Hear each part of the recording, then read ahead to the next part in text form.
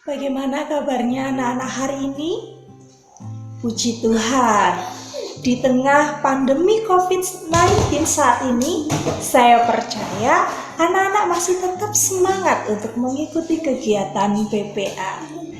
Anak-anak yang dikasihi Tuhan, jangan lupa untuk senantiasa mencuci tangan, makan makanan dengan gizi yang seimbang, minum minimal 8 gelas sehari, dan gunakan masker saat berpergian keluar rumah. Anak-anak yang dikasihi Tuhan, sebelum kita memulai kegiatan PPA kali ini, mari kita satukan hati kita di dalam doa. Tuhan Yesus yang baik, terima kasih Tuhan atas anugerah, kesehatan, damai sejahtera yang Tuhan berikan di dalam kehidupan kami. Ya Bapa, kami hendak mengikuti kegiatan PPA. Kami percaya bahwa pertolongan Tuhan senantiasa memampukan kami untuk mengerti, memahami tentang kebenaran firman Tuhan. Terima kasih Tuhan, kami siap untuk mengikuti kegiatan hari ini. Dalam nama Tuhan Yesus kami berdoa dan mengucap syukur. Haleluya. Amin. Apakah anak-anak memiliki salah satu benda favorit? Ya, Ibu juga memiliki sebuah benda favorit. Ini dia benda favorit Ibu. Nah, coba sekarang amati benda favorit anak-anak. Apakah terjadi perubahan pada saat pertama kali anak-anak mendapatkannya? Apa penyebab dari perubahan tersebut dan mengapa? Anak-anak yang dikasihi Tuhan, hari ini kita akan belajar bersama-sama tentang tema tidak kekal alias fana. Pernahkah anak-anak ketika kalian sedang berjalan-jalan di sebuah pasar, anak-anak menemukan beberapa sayur ataupun buah yang mulai berubah warna? Ya, atau mungkin juga ketika anak-anak menyimpan kue, dalam beberapa hari kue tersebut mulai ditumbuhi jamur. Nah, anak-anak yang dikasihi Tuhan, perubahan wujud benda ditandai dengan satu, perubahan bentuknya.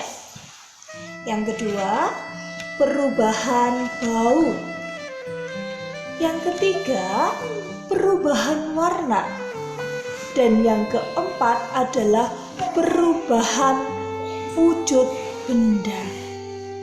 Bentuk-bentuk perubahan pada sebuah benda, contohnya adalah pembusukan, perkaratan, dan yang ketiga adalah pelapukan.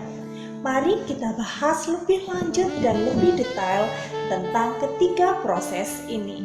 Untuk perubahan pada sebuah benda, yang pertama adalah pembusukan.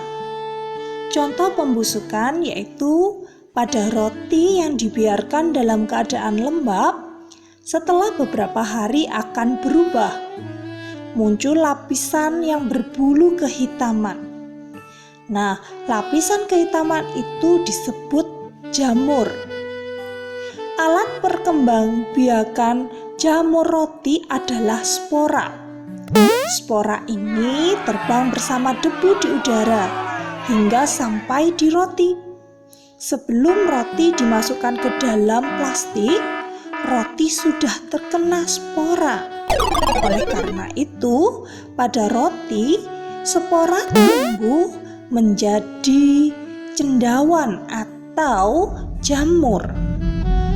Cara mencegah pembusukan yaitu dengan cara dipanaskan, didinginkan, atau dimasukkan ke dalam kulkas atau plastik yang hampa udara. Akibat dari pembusukan yaitu makanan yang telah ditumbuhi jamur harus dibuang karena makanan yang busuk pasti berbahaya bagi tubuh kita karena mengandung racun. Yang kedua adalah proses perkaratan. Sama seperti pada pelapukan, saat udara lembab, jumlah uap air di dalam udara menjadi banyak. Uap air meresap ke dalam pori-pori besi. Uap air yang meresap akan membuat besi yang keras lama-kelamaan menjadi berkarat atau berwarna kekuning-kuningan atau kuning kemerah-merahan. Mencegah proses perkaratan bisa dilakukan dengan cara melapisi permukaan benda dengan cat. Akibat dari perkaratan menyebabkan benda tidak bisa berfungsi dengan baik.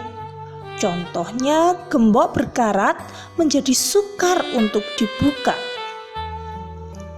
Proses yang ketiga adalah pelapukan. Pelapukan biasanya terjadi pada benda-benda kayu. Bagian kayu yang terendam memungkinkan air masuk ke dalam pori-pori kayu, sehingga kayu menjadi berat dan makin tenggelam. Pelapukan kayu dalam kehidupan sehari-hari, contohnya adalah saat udara lembab, jumlah uap air di dalam udara banyak. Uap air meresap ke dalam pori-pori kayu. Uap air yang meresap akan membuat kayu yang keras lama-kelamaan menjadi lunak. Jika berlangsung lama, kayu akan menjadi lapuk. Selain itu, kayu juga bisa terserang rayap yang menyebabkan kayu berlubang sehingga memudahkan uap air untuk masuk ke dalam pori-pori kayu. Cara untuk mencegah pelapukan diantaranya adalah pengeringan kayu agar memperkecil pori-pori pada kayu. Yang kedua, bisa menggunakan plitur atau pernis sehingga kayu tidak dimakan oleh rayap. Akibat perubahan dari pelapukan, hal ini bisa membahayakan. Contohnya, kursi yang lapuk akan membahayakan orang yang mendudukinya karena orang tersebut bisa jatuh. Tidak ada barang satupun yang kekal di dunia ini. Bahkan firman Tuhan mengatakan manusia akan kembali kepada debu. Anak-anak yang dikasihi Tuhan, lalu apa yang kekal? Apa definisi kekekalan? Kekal adalah tidak berubah sampai kapanpun. Lalu, apa kata Alkitab tentang kekekalan?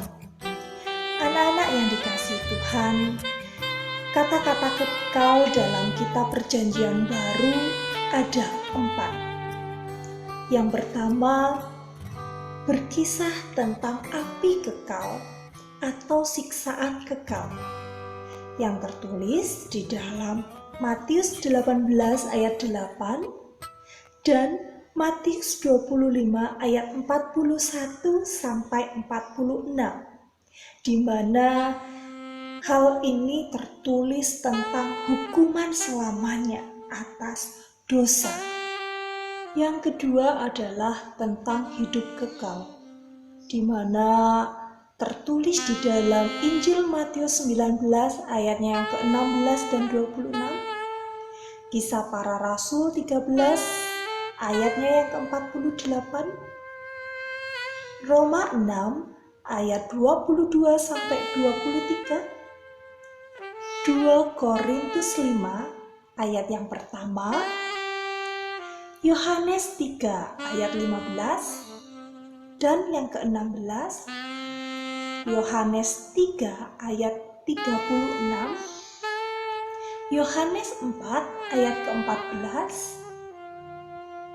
Yohanes 12 ayat yang ke-50 dan Yohanes 17 ayat yang ketiga, di mana pada ayat-ayat ini tertulis tentang kasih karunia berupa hidup kekal. Dan Tuhan telah mempersiapkan tempat yang kekal di mana tempat tersebut tidak dibuat oleh tangan, tapi karena kasih Allah yang begitu besar. Karena kekuasaan Tuhan sungguh luar biasa. Dan yang ketiga adalah bagian keselamatan kekal yang tertulis di dalam Markus 16 ayatnya yang ke-8. Pada kitab ini tertulis berita kudus dan tak terbinasakan yang dibawa oleh Tuhan kita Yesus Kristus, bahwa hanya kepada Yesus ada jalan keselamatan. Dan yang keempat adalah tentang kerajaan yang kekal yang tertulis di dalam 2 Petrus 1 ayatnya yang ke-11. Dalam kitab ini tertuliskan tentang kerajaan Tuhan Yesus kita. Nah, anak-anak, ada 2 macam kekekalan. Yang pertama adalah hidup kekal bersama Allah dan menikmati janji-janji Allah, ataukah hidup kekal bersama iblis dalam api siksaan yang kekal.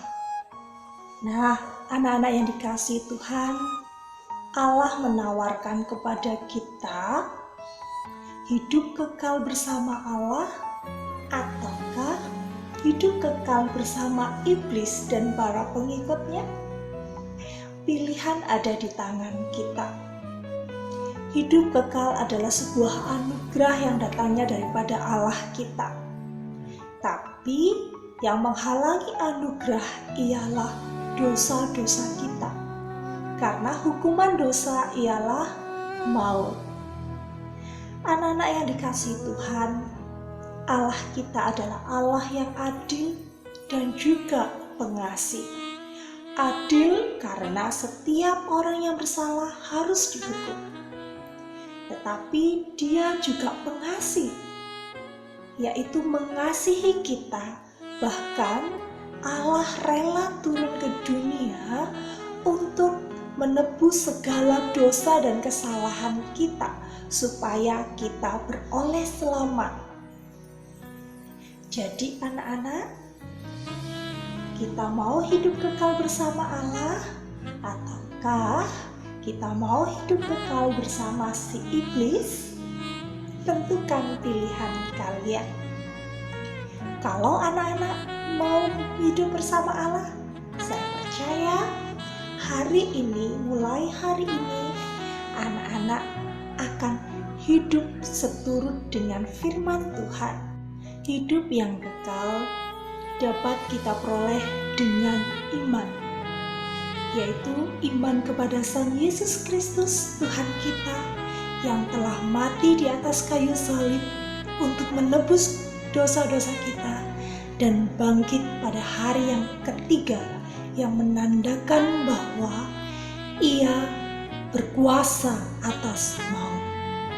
Jadi anak-anak, kalau kita mau hidup kekal, marilah kita mengenal, kita seturut dengan firman Tuhan, karena hanya Yesus yang sanggup memberi pertolongan dan hidup kekal damai di dalam kehidupan kita. Tugas hari ini adalah anak-anak membuat hiasan yang isinya tentang hidup kekal.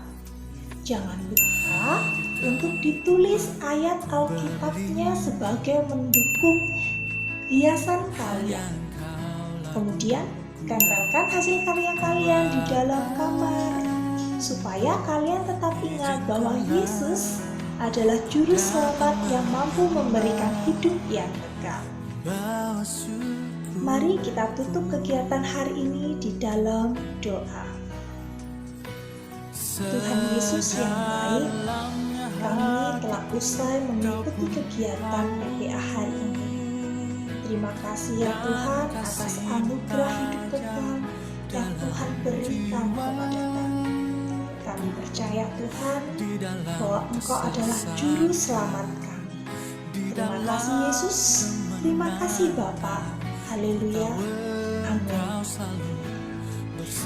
Salam, Tuhan Yesus memberkati kita semua. Bye-bye.